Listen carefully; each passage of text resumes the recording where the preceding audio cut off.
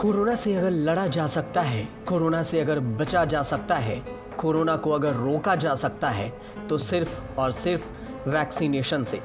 लेकिन अगर किसी को भी वैक्सीन पर अब भी कोई संदेह है तो उस संदेह को तत्काल दूर कर लीजिए, क्योंकि वायरस से लड़ने और जान बचाने में वैक्सीन कितनी कारगर है, इस पर इंग्लैंड से नई रिसर्च का डेटा सामने आया है।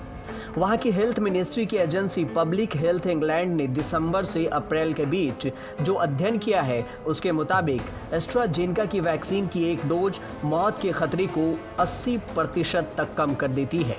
इसी तरह से फाइजर बायोएनटेक की वैक्सीन की एक डोज से 80% तक और दूसरी डोज से 97% तक मौत का खतरा कम हो जाता है।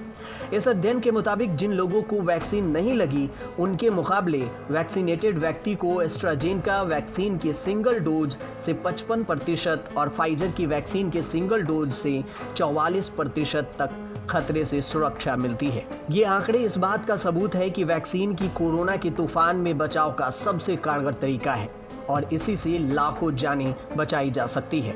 शायद यही वजह है कि इंग्लैंड में पिछले 14 महीने में इस रविवार को पहली बार ऐसा भी दिन आया जिस दिन कोरोना से कोई मौत नहीं हुई, जबकि इसी इंग्लैंड में अभी 4 महीने पहले जनवरी में कोरोना की दूसरी लहर से रोज मौत का आंकड़ा 18,000 के पार पहुंच चुका था।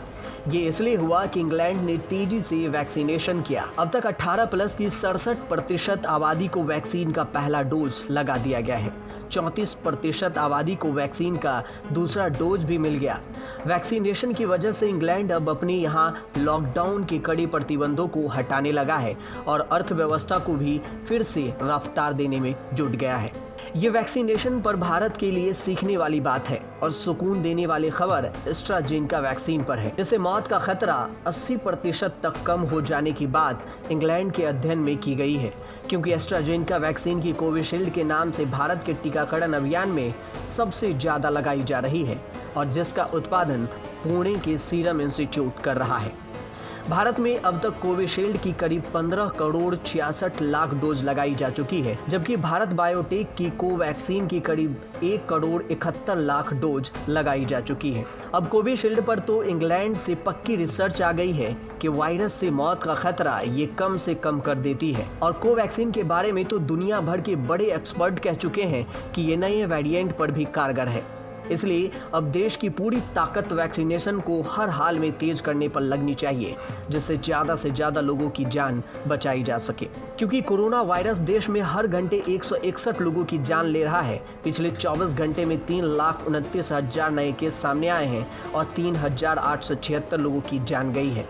लेकिन ये भी सरकारी आंकड़े हैं। एक्सपर्ट के माने तो असली आंकड़े 4 से 5 गुना ज्यादा है। भारत में अब तक कोरोना से करीब 2.5 लाख लोग मर चुके हैं, लेकिन मेडिकल जर्नल लैंसेट के मुताबिक अनुमान ये है कि 1 अगस्त तक भारत में कोरोना से मौत का आंकड़ा करीब 10 लाख तक पहुंच सकता है। इन बातों को किसी दूसरे चश्मे से नहीं देखा जाना चाहिए। ये देश के लिए चिंताजनक बात है। इसे हर हाल में गंभीरता से लेना ही होगा। वैक्सीनेशन से ही बचाव है, उस पर राजनीति को छोड़कर पूरी ताकत लगानी चाहिए।